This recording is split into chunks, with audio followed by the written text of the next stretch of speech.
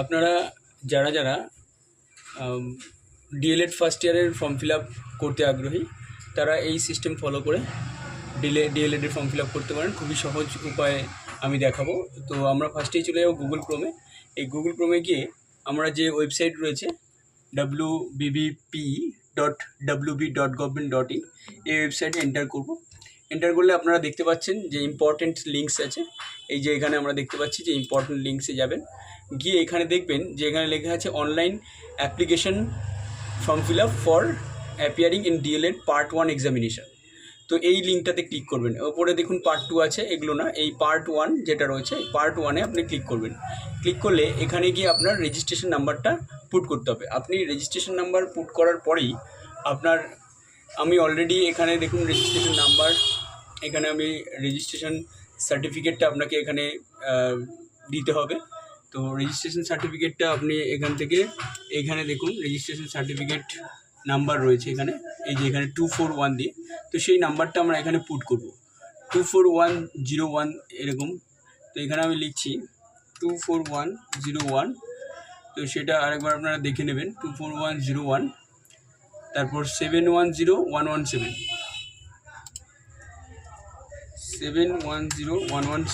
তো এই registration number লিখে সার্চ করবেন। সার্চ করলে দেখবেন এখানে আপনার নামটা দেখিয়ে দেবে। এখানে যেরকম সুশান্ত সাহা নামটা আপনারা দেখতে পাচ্ছেন, এই নামটা অনুযায়ী আপনার ইনস্টিটিউট দেখে নেবেন যে আপনার আছে কিনা। তারপর আপনি এখানে আপনার মোবাইল নাম্বার, যেটার মধ্যে হোয়াটসঅ্যাপ নাম্বারও আছে 9804593439, এই মোবাইল নাম্বারটা পুট করবেন। তারপর আপনার ইমেল আইডিটা দিয়ে দেবেন। এখানে আমার ইমেল আইডি অলরেডি রয়েছে, তো সেটা দিয়ে তারপর এখানে আর বেশি কিছু করার নেই। এখানে দেখিয়ে দেবে আপনার সাবজেক্টগুলো, চাইল্ড স্টাডিজ সাবজেক্টগুলো আপনারা মিলিয়ে নেবেন। ম্যাথামেটিক্স প্রত্যেকটা সাবজেক্টের জন্য 300 টাকা করে, এবং পরীক্ষার ফিজ আমরা জানি 500 টাকা, টোটাল 2300 টাকা এখানে কিন্তু পেমেন্ট করতে হয়। তো এখানে দেখুন ফটো চুজ করতে বলেছে, ফটো কত কেবির মধ্যে না 200 কেবির মধ্যে। তো আমি আগে থেকে 200 কেবির মধ্যে অলরেডি আমি করে রেখেছি, তাই ফটোতে এরকম ক্লিক করবেন। ক্লিক করলেই চলে যাবে যে আপনার কোথায় কোথায় কী রয়েছে। তো এখানে দেখুন আমি অলরেডি ফটো আমার করে রেখেছিলাম, সেটা সিলেক্ট করলাম, ওপেন করে দিলাম, ফটো এখানে আপলোড হয়ে গেল। এবারে রেজিস্ট্রেশন সার্টিফিকেট সিগনেচার, তো সিগনেচারটা আমি এখানে গেলাম, গিয়ে এখানে আমি আগে থেকে আমার সুশান্ত সিগনেচার এখানে ওপেন করলাম, সিগনেচারটা আপলোড হয়ে গেল। এবার রেজিস্ট্রেশন সার্টিফিকেট, এখানে গিয়ে রেজিস্ট্রেশন সার্টিফিকেটটা আমরা কি করছি, রেজিস্ট্রেশন সার্টিফিকেটটা এখান থেকে আমরা দিয়ে দেবো।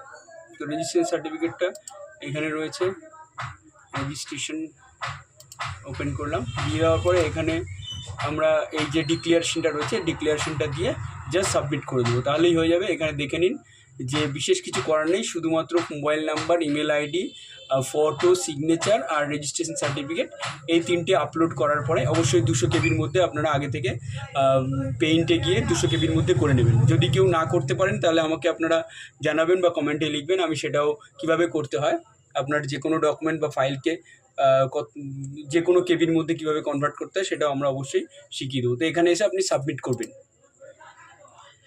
সাবমিট এখানে দেখুন ওকে আছে, ওকে করে দেবেন। সাবমিট হওয়ার পরে এই পেজটায় চলে আসবে, যে পেজের মধ্যে দেখুন কি আছে, নাম দেখিয়ে দেবে, প্রিন্ট এবং পে নাও। তো আমরা দেখেছি যে এখানে পে নাও প্রিন্ট অপশান রয়েছে, তো আমরা আপনার আগে পে করে নেবেন, তারপর প্রিন্ট করবেন। তো পে নাওতে আমি গেলাম, পে নাওতে যাওয়ার পরে এখানে পেমেন্ট সিস্টেম আপনার net banking, credit card, debit card যা খুশি করতে পারেন, কিন্তু সবচেয়ে সহজ উপায় আমার মনে হয় কিউআর কোডে যাবেন। এখান থেকে গিয়ে ভীম ইউপিআই সিলেক্ট করবেন, করার পরে এখানে দেখবেন মেক পেমেন্টে যাবেন, গেলে পরে একটা কিউআর কোড দেবে। এবার আপনারা গুগল পে, ফোনপেতে যেভাবে যে কোনো জায়গায় আপনারা পেমেন্ট করেন, ঠিক এইভাবে পেমেন্ট করবেন। পেমেন্ট করছি আমি। পেমেন্ট করার পর অবশ্যই এই পেজে কোনো কিছু করবেন না, কিছুক্ষণ সময় দিতে হবে ওয়েবসাইটকে, নইলে কিন্তু পেমেন্ট ক্যান্সেল হবে। পেমেন্ট হওয়ার পরে আপনি দেখুন, এই দেখুন চলে আসলো, এখানে দেখিয়ে দেবে যে সাকসেস, জুম করে সাকসেস করে এখানে একটা দেখবেন ব্যাঙ্ক আইডি।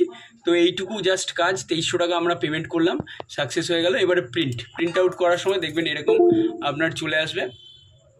আপনারা এটাকে বড় করে দেখিয়ে দিচ্ছি, এখানে প্রিন্ট আমি ফার্স্টে আপনি এখান থেকে একটা হলো গিয়ে প্রিন্ট দিয়ে দেবেন।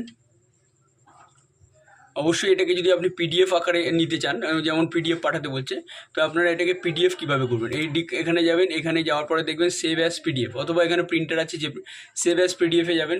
সেভ অ্যাজ পিডিএফে গিয়ে তারপরে এখানে সেভ করবেন, কোথায় আপনি সেভ করতে চান সেই জায়গার লোকেশনটা এখানে লিখে দেবেন। ধরুন আমি ডেস্কটপেই সেভ করবো, তো ডেস্কটপে আমি কী করলাম, সুশান্ত সাহা বলে আমি কি করলাম, সেভ করে দিলাম। তো এটা কী হয়ে গেল, ডেস্কটপে সেভ হয়ে গেল। এবার আমি যদি মনে করি যে এটার একটা প্রিন্ট নেব বা কালার প্রিন্ট নেবো, তো এখানে যাবেন, প্রিন্ট অপশানে যাবেন, মানে রাইট ক্লিক করে প্রিন্ট অপশানে গিয়ে এখান থেকে আপনি চাইলে কিন্তু এই ধরুন আমি এর সাদা কালো একটা হয়তো প্রিন্ট আউট দেবো, প্রিন্ট আউট দিয়ে দিলাম। এবার যদি আমি কালার প্রিন্ট আউট দেবো, তাহলে এখান থেকে প্রিন্ট আমি কিন্তু এইভাবে দিতে পারি। তো আপনারা এইভাবে খুব সহজ উপায়ে ফর্ম ফিল আপটা করতে পারেন। কারোর যদি কোনো অসুবিধা হয় অবশ্যই আমাকে জানাবেন, আমি অবশ্যই হেল্প করবো। Thank you, have a nice day.